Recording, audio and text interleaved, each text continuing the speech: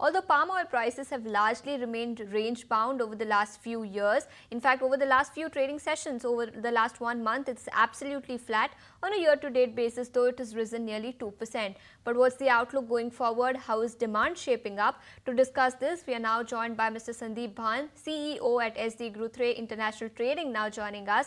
Mr. Bhan, thank you so much for taking your time out and joining us here today. What do you see as far as the palm oil prices are concerned? They've largely remained range bound over the last few months, but do you see upside going forward, and how is the demand shaping up in the domestic market? Thanks for having me. The demand side in India has been buying in a big way. In the beginning of this year, January to April, they had bought very less volumes, mainly because palm was at a premium to soybean oil. And India's demand, which was on an average 700 to 800,000 tons a month, it got down to 300 to 400,000 tons a month shipment. And because of which India had a huge gap of this palm oil. Post this, a month back, the palm oil prices dropped sharply against soybean oil, which is now close to $100 discount.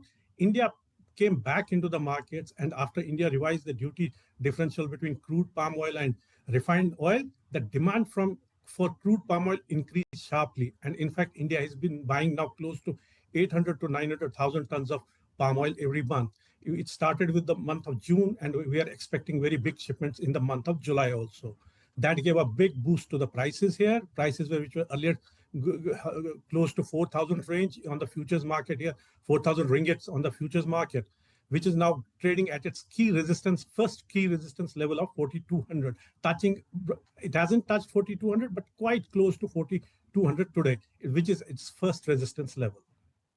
Understood. So that's as far as palm oil prices are concerned. But if you can tell us what is the differential between palm oil prices and soybean prices, and how is that impacting demand for palm oil, especially for countries like India, which is a price sensitive market? India, like you rightly said, India being a very price sensitive market, when palm oil was trading premium to soybean oil by over $100, India switched completely to soybean oil. Now, palm oil is trading at a discount of $100 to soybean oil. The demand which we lost in the first initial couple of months of the 2025 year, that demand has switched back to palm oil now, mainly because palm is now the cheapest oil. Understood. So that's as far as differential between palm oil and soybean oil is concerned. But since you also spoke about imports into India, how do you assess the trend going forward? For the next 2 to 3 months, do you expect import of palm oil to rise on account of increasing demand? And that was led by the widening gap between palm oil prices and soybean prices? If palm maintains this gap of $100 with soybean oil, then we are definitely going to see 800 to 900,000 tons of shipment of crude palm oil to India for next couple of months. We have festival period coming from India, which is being looked at by the markets here that Indian demand will continue to grow. Okay, and how do you assess government's intervention? And you just mentioned about the fact that Indian government also went ahead and reduced customs duty on edible oil. How do you assess the move, and do you think government did this only for self-sufficiency and to ensure prices are contained in the domestic market? And what impact will this then have on imports into India?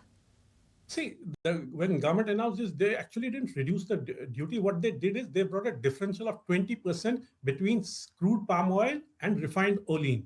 Previously, it was 40% olein coming to India and 60% crude palm oil.